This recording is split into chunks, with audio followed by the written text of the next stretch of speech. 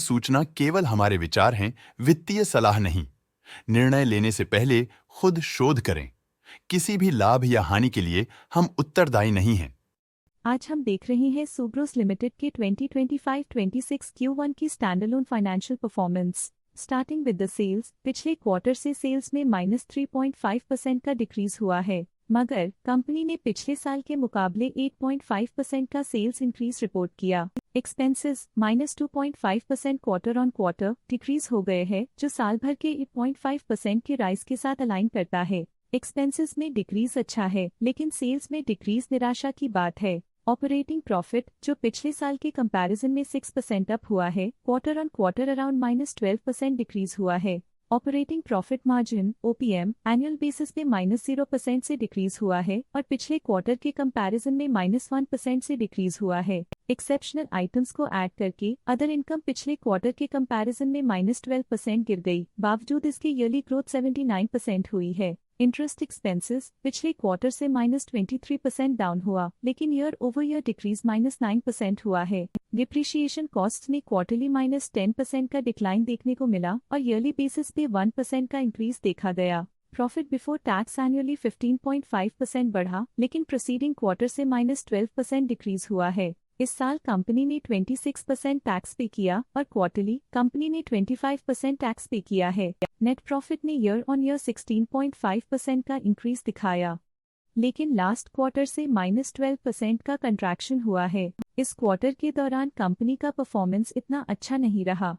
Negative net profit losses को indicate करता है। वहीं अगर एनुअल एनालिसिस की बात करें तो इस साल कंपनी का परफॉर्मेंस ठीक रहा। अर्निंग्स पर शेयर EPS में साल भर में 1% का इंक्रीज देखा गया, लेकिन क्वार्टरली में 12% की गिरावट भी नजर आई। इस क्वार्टर में कंपनी का EPS इतना अच्छा नहीं रहा। नेगेटिव प्रॉफिट कमजोर एफिशिएंसी को दिखाता है। सुब्रोस लिमिटेड के फाइनेंशियल स्नैपशॉट को रिव्यू करते हुए कुछ मुख्य ट्रेंड्स सामने आए हैं, जो कंपनी की परफॉर्मेंस पे रोशनी डालते हैं। जून 2022 से जून 2025 तक सुब्रोस लिमिटेड की फाइनेंशियल जर्नी में सबसे पहले बात करते हैं सेल्स की। इस साल सेल्स में 8% की वृद्धि हुई है और पिछले 4 सालों में 39% की वृद्धि हुई है, जो एक निरंतर अपवर्ड ट्रेंड को दर्शाता है। पिछले 3 साल से सेल्स लगातार बढ़ती जा रही है, जो मार्केट एक्सपेंशन और कंज्यूमर डिमांड में वृद्धि को दर्शाता है। अब बात करते हैं एक्सपेंसेस की। इस साल एक्सपेंसेस 7% बढ़े हैं और 4 सालों में 35% का इजाफा हुआ है। इस साल सेल्स और एक्सपेंसेस एक साथ बढ़ रहे हैं, जो बैलेंस्ड ऑपरेशनल अप्रोच को दर्शाता है। ऑपरेटिंग प्रॉफिट का सफर स्टेडली ऊपर चढ़ रहा है। इस साल 13.5% की बढ़ोतरी के साथ और पिछले 4 सालों में 95% का नोटिसेबल राइज हुआ है। पिछले 3 साल से ऑपरेटिंग प्रॉफिट लगातार बढ़ रहा है, जो कॉस्ट मैनेजमेंट और ऑपरेशनल कुशलता को दर्शाता है। नेट प्रॉफिट का सफर ऊपर की ओर चल पड़ा है। इस साल 31% की चढ़ाई के साथ पिछले 4 सालों में लगभग 3 गुना की शानदार वृद्धि हुई है। पिछले 3 साल से नेट प्रॉफिट लगातार बढ़ रहा है, जो फाइनेंशियल हेल्थ को मजबूती देते हुए इन्वेस्टर्स का ध्यान आकर्षित करता है। इस साल EPS में -8% की कमी के बावजूद लंबी अवधि में देखा जाए तो लगभग 1.5 गुना की मजबूत वृद्धि हुई है। इस साल EPS में कमी आने के बावजूद पिछले सालों की ग्रोथ कंपनी की मजबूत ओवरऑल परफॉर्मेंस को अंडरलाइन करती है। चलिए अब बात करते हैं शेयर होल्डिंग पैटर्न की। सुब्रोस की शेयर होल्डिंग रिपोर्ट्स कुछ इस प्रकार की हैं, जो अननोन 2025 के तक चलता है। ये रिपोर्ट कंपनी के शेयर्स की डिटेल्ड जानकारी देता है, जिसमें promoters, promoter groups, foreign investors, public investors और सरकारी एंटिटीज शामिल हैं।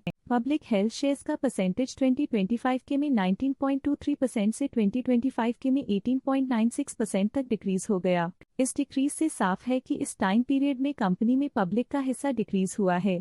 जब कंपनी के शेयर्स का अधिकतम हिस्सा प्रमोटर्स, FII, DII या गवर्नमेंट के पास होता है, तब ये माना जाता है कि कंपनी मजबूत हाथों में है, जो स्थिरता और मजबूत समर्थन को दर्शाता है और इस मार्केट की स्थिरता बनी रहती है। DII डोमेस्टिक इंस्टीट्यूशनल इन्वेस्टर्स ने अपना शेयर होल्डिंग 2025 में 11.18% से 2025 में 11.32% तक इंक्रीज किया। ये बताता है कि डोमेस्टिक इंस्टीट्यूशंस ने कंपनी में अपना इंटरेस्ट 0.14% तक इंक्रीज किया है। FII फॉरेन इंस्टीट्यूशनल इन्वेस्टर्स ने अपना शेयर होल्डिंग 2025 में 32.8% से 2025 में 32.93% तक इंक्रीज किया। ये बताता है कि फॉरेन इंस्टीट्यूशंस ने कंपनी में अपना इंटरेस्ट 0.13% तक इंक्रीज किया है।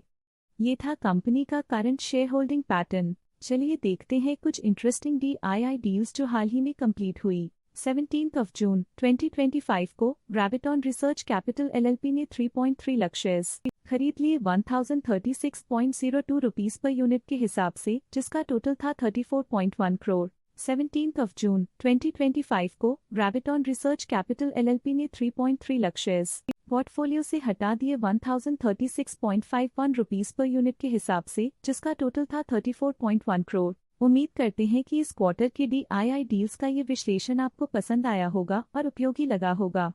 आज के लिए फाइनेंशियल सेक्टर में इतना ही। देखने के लिए धन्यवाद। स्टॉक लेटेस्ट न्यूज अपडेट के लिए चैनल को सब्सक्राइब करें और वीडियो को लाइक एंड शेयर करें।